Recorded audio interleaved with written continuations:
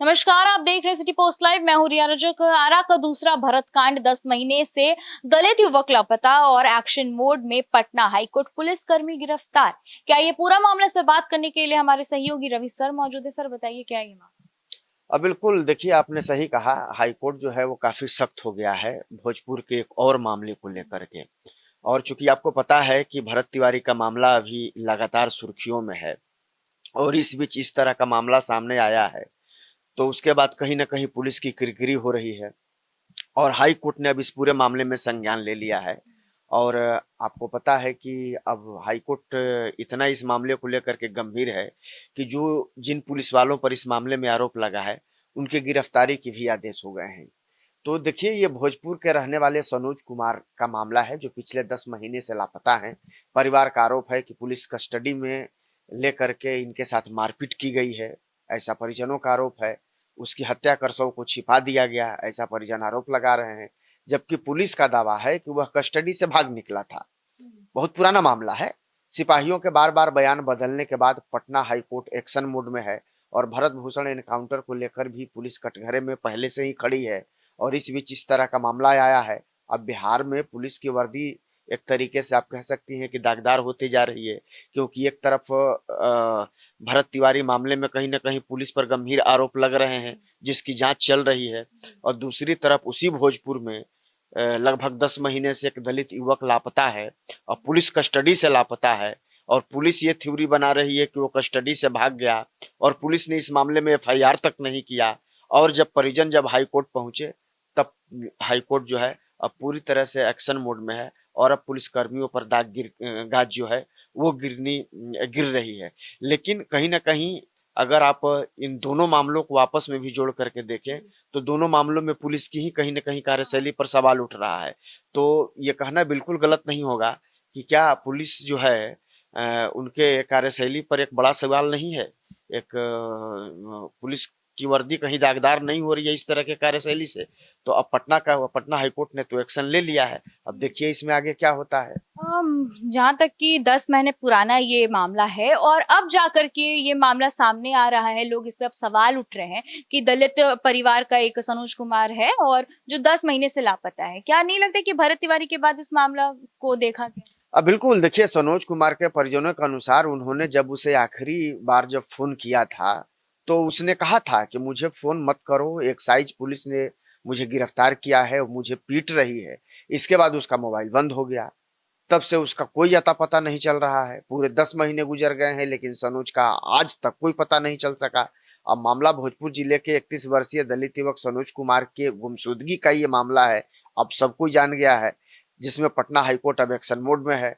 Excise विभाग के 2 SI, 3 home guard जवान और 2 निजी ड्राइवर समेत 7 लोगों को गिरफ्तार कर लिया गया है। कोर्ट ने जांच की रफ्तार को और पुलिस की कार्यशैली पर भी कड़े सवाल उठाए हैं। तो कोर्ट ने तो आदेश दे दिया है कि भाई इसकी गिरफ्तार इनको कर लिया जाए और उसके बाद जो जांच की आंच है उसको आगे बढ़ाया जाए। लेकिन कहीं ना कहीं जिस तरीके से भूमिका बना रही है पुलिस इस पूरे सनोज के मामले में, और परिजन जो कह रहे हैं, तो ये तो भरत तिवारी कांड जैसा ही है। पुलिस कुछ कह रही है, परिजन कुछ कह रहे हैं। इस मामले में भी वही हो रहा है। और अब कहीं न कहीं तो पुलिस पर यह बड़ा सवाल उठ रहा है कि भाई आखिर जब पुलिस कस्टडी में था, आपकी कस्टडी में सनोज कुमार था और आखिरी बार फ़ोन पर बातचीत होने के बाद उसने अपने परिजनों को ये बताया भी था कि भाई आबकारी की पुलिस ने मुझे अपने कस्टडी में लिया है, मेरे साथ बहुत मारपीट कर रही है, आप लोग फ़ोन मत करिए। हाँ, उसके बाद उसका फ़ोन बंद हो गया। उसके बाद आज तक कोई उसका पता नहीं चला। तो परिजन के पास तो यही सूचना है कि वो पुलिस कस्टडी में था। अब अगर पुलिस थ्योरी बना रही है कि भाई मेरे पास नहीं है, वो भाग गया, हमें उसके बारे में कोई जानकारी नहीं है, तो सवाल किस पे उठेंगे? सवाल तो पुलिस पर ही उठेंगे। और अब सवाल जब पुलिस पर उठेंगे, तब इसी को लेकर के परिजन लगातार जो है वो न्याय की गुहार को लेकर के दर दर भटक रहा था। अंत में उसने उसने हाई कोर्ट में अपील की और अब जब हाई कोर्ट के संज्ञान में ये मामला आया, तो हाई कोर्ट इस मामले को लेकर के सख्त हो गया, गंभीर हो गया और हाई कोर्ट ने आदेश दिया सबको गिरफ्तार करो भाई। और अब ऐसे पुलिस कर्मियों के खिलाफ जो है अब आगे जो कानूनी कार्रवाई है वो चलेगी। अब इनका दोष सिद्ध होगा तो गिरफ्तारी तो हो ही गई है, अब इनकी नौकरी भी जा सकती है, बर्खास्तगी भी हो सकती है और इनको सजा भी हो सकती है। जी, तो परिवारों का क्या आरोप है, वो क्या कह रहे हैं? देखिए, सनोज के जो परिजन हैं उनके अनुसार 13 अगस्त 2025 को सनोज कुमार ने घर फोन करके ये बताया था कि बिहिया के पास एक्साइज विभाग ने उसे हिरासत में लिया है और एक्साइज विभाग ने हिरासत में उसकी हत्या कर शव को ठिकाने लगा दिया। अब ऐसा परिजनों का आरोप है। पहले तो वो बता रहे हैं कि वो जो सनोज है उसने बताया कि भाई एक्साइज ने हमको हिरासत में ले लिया है, और अब चूंकि अब काफी लंबा समय हो गया जब उसकी कोई जानकारी नहीं मिल पा रही है, तब परिजन ये आरोप लगा रहे हैं कि भाई ये लगता है कि उसके शव को ठिकाने लगा दिया गया है उसको हत्या करके। अब परिवार ने भोजपुर, पटना, बक्सर, छपरा और औरंगाबाद समेत आसपास के कई जिलों में उसकी तलाश की। कहीं कहीं से अज्ञात शव मिलने की जो सूचनाएं आते रहती हैं, उस पर भी वो उन तमाम जगहों पर पहुंच करके शिनाख्त करने की कोशिश की, इस उम्मीद में कि कहीं भाई मेरा भाई ही तो नहीं है या मेरे घर का लड़का तो नहीं है, सनोज तो नहीं है, इसकी शायद शिनाख्त हो जाए। लेकिन इसके बावजूद भी लंबा समय गुजर गया, 10 महीने का लगभग वक्त गुजर गया, सनोज के बारे में कोई सुराग नहीं मिला। न्याय की मांग को लेकर परिवार ने राज्य और राष्ट्रीय मानवाधिकार आयोग का भी दरवाजा खटखटाया है। मामले में सनोज के पिता ने पटना हाईकोर्ट में याचिका दायर की। अब सुनवाई के दौरान अदालत ने जांच की धीमी रफ्तार पर नाराजगी जताते हुए कहा कि ऐसा प्रतीत होता है मानो जांच एजेंसी आरोपियों की मदद कर रही हो। ये कोर्ट कह रहा है, आप समझिए कितना गंभीर मामला है। कोर्ट को भी अब लगने लगा है। हालांकि अब कोर्ट ने पुलिस को जांच में तेजी लाने और पूरे मामले की निष्पक्ष पड़ताल करने का निर्देश दे दिया है, और अब धीरे धीरे जो सनोज का जो मामला है अब धीरे धीरे तूल पकड़ता जा रहा है। सीसीटीवी और मोबाइल लोकेशन से भी शायद पुलिस की भूमिका पे संदेह आ रहे हैं। बिल्कुल, देखिए जांच में सामने आया है कि सनोज के मोबाइल की आखिरी लोकेशन जगदीशपुर एक्साइज थाना के आसपास ही दिखा रही थी। वहीं एक्साइज अधिकारियों का बयान भी लगातार बदलते रहे हैं। पहले उन्होंने हिरासत में लेने से इनकार किया, बाद में 3 लोगों को पकड़ने की बात स्वीकार की। अधिकारियों ने दावा किया कि एक युवक वाहन से कूदकर भाग गया था, लेकिन हाई कोर्ट ने सीसीटीवी फुटेज देखने के बाद इस दावे पर भी सवाल खड़े कर दिए, क्योंकि जांच के बाद एक्साइज विभाग के 2 एएसआई, 3 होमगार्ड के जवान और 2 निजी ड्राइवर को गिरफ्तार कर न्यायिक हिरासत में भेजा गया है। हालांकि सबसे बड़ा सवाल यह है कि अब भी जो आखिर सनोज कुमार है वो कहाँ है। गिरफ्तारी के बावजूद 10 महीने बाद भी आखिर उसका आज तक कोई पता क्यों नहीं चल सका। और पुलिस जिस तरह की भूमिका बना रही है, वो भूमिका की जब जांच हो रही है तो ऐसे जांच में तो पुलिस के दावे मेल नहीं खा रहे हैं। सीसीटीवी की ही पड़ताल की गई, हाईकोर्ट ने कुछ इस मामले को संज्ञान लेकर के देखा, तो ये जो पुलिस की थ्योरी है तो उसमें भी कहीं कुछ कोई सुराग नहीं मिल रहा है। तो इन तमाम चीजों को देखते हुए कहीं ना कहीं स्पष्ट हो जाता है कि पुलिस ने इस मामले में कोई बड़ा झोल किया है। पुलिस ने इस मामले में कोई बड़ी कहानी बनाई है, और इस बात को कोर्ट समझ गया है। हालांकि परिजन तो बहुत पहले ही समझ गए थे, और परिजन ये आरोप लगा रहे हैं कि ऐसा लग रहा है कि भाई उसकी हत्या करके उसके शव को ठिकाने लगा दिया गया है। क्योंकि जो पीड़ित सनोज था, जब उसने आखिरी बात अपने परिजनों से बात की थी तो उसने ये आरोप लगाया था, उसने कहा था कि भाई बार बार हमें फोन मत करिए, हमको एक्साइज वाले जो आबकारी वाले हैं हमको पीट रहे हैं। तो कहीं पीटते पीटते उसकी पुलिस वालों ने हत्या तो नहीं कर दी, और हत्या करके उसके शव को कहीं ठिकाने तो नहीं लगा दिया, और खुद की गर्दन न फंसे इसलिए कोई कहानी तो नहीं बना रहे हैं। ये तमाम तरह के सवाल तो अब खड़े हो ही रहे हैं। और जब पीड़ित परिवार कोर्ट में गया तो कोर्ट ने भी इस मामले में संज्ञान लिया। अब कोर्ट को भी लग रहा है कि वाकई इसमें कहीं ना कहीं पुलिस कोई कहानी बना रही है। तो अब कोर्ट ने भी एक्शन ले लिया है और पुलिस वालों के खिलाफ कार्रवाई शुरू हो गई है।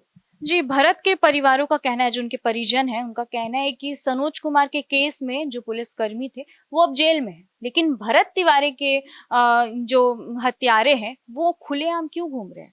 देखिए सवाल बाजीब है रिया। देखिए सनोज केस से ज्यादा सबूत भरत के मामले में है।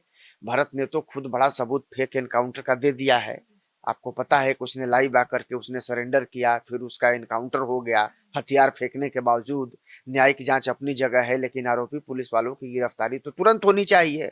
हाँ, क्योंकि एक संज्ञेय अपराध के मामलों में जिसे 7 साल से ज्यादा का सजा का प्रावधान हो, एफआईआर होने के बाद तुरंत बाद आरोपी की गिरफ्तारी होनी चाहिए। प्रथम दृष्टया ये एनकाउंटर साफ तौर पर फेक दिखता है और ये सब कोई जानता है। ऐसे में आरोपी पुलिस वालों को छोड़ देने से जांच प्रभावित होगी, ऐसा लोगों को लगता है, पीड़ित परिवार को भी लगता है। और भरत तिवारी कांड इतना बड़ा कांड है जिसमें साफ साफ दिख रहा है कि भरत तिवारी ने कैसे हथियार फेंक करके सरेंडर कर दिया। उसके बाद उसको 1 नहीं, 2 नहीं, 3 नहीं, 4 नहीं, बल्कि 5-5 गोली उसको मार दी गई सरेंडर करने के बाद। तो साफ तौर पर उसकी हत्या हुई।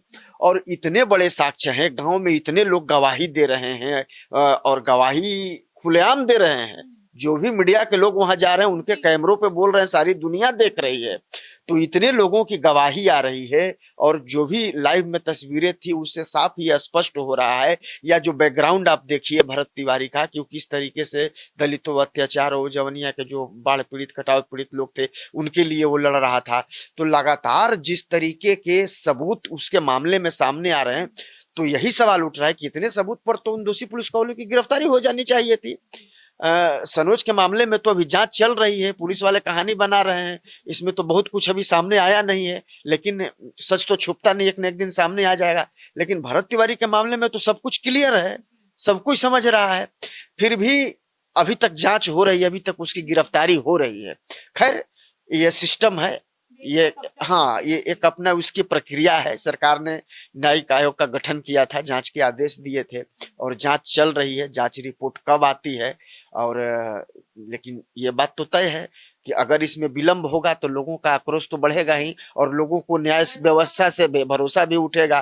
तो अब जो जो लोग अब इस मामले को देख रहे हैं और जान रहे हैं, समझ रहे हैं सनोज वाले मामले को, अब वो इन दोनों मामलों को एक साथ जोड़ करके देख रहे हैं और वो कह रहे हैं कि भाई सनोज के मामले में तो अभी तक बहुत ज्यादा कोई सबूत नहीं मिला है, लेकिन कोर्ट का वो शुक्रगुजार है कि कोर्ट ने इस मामले में संज्ञान लिया, कार्रवाई की और पुलिस कर्मियों को गिरफ्तारी का आदेश दिया। लेकिन भरत तिवारी के मामले में इन आरोपियों जो पुलिस वाले आरोपी जिनको बनाया गया है उनकी गिरफ्तारी कब होगी, इस बात को भी लेकर के लोगों की चिंता बनी हुई है और लोग सवाल उठा रहे हैं। हालांकि ये तो शासन प्रशासन का काम है ना, जो जांच आयोग जो इसकी जांच कर रहा है, अब उस पर सबकी नजरें टिकी हुई हैं। और देखिए ऐसा माना जा रहा है कि सत्य कभी छुपता नहीं है, एक न एक दिन सामने सत्य आ जाता है और जांच के आंच में वो तो पुलिस आंच में तो वो पुलिस वाले आ ही गए हैं, अब केवल उनकी गिरफ्तारी और कार्रवाई होना बाकी है। उम्मीद की जा रही है कि बहुत जल्द वो भी हो जाएगी। लेकिन मैं लोगों से बता देता हूं कि भरत तिवारी के मामले में मुझे उम्मीद है कि न्याय मिलेगा, इसलिए आप किसी के बहकावे में ना आए, धैर्य से काम लें, थोड़ा इंतजार करें, है ना। हाँ सच नहीं छुपता है और सच सामने आ ही के रहेगा और जो भी लोग दोषी होंगे उनके खिलाफ कार्रवाई होगी।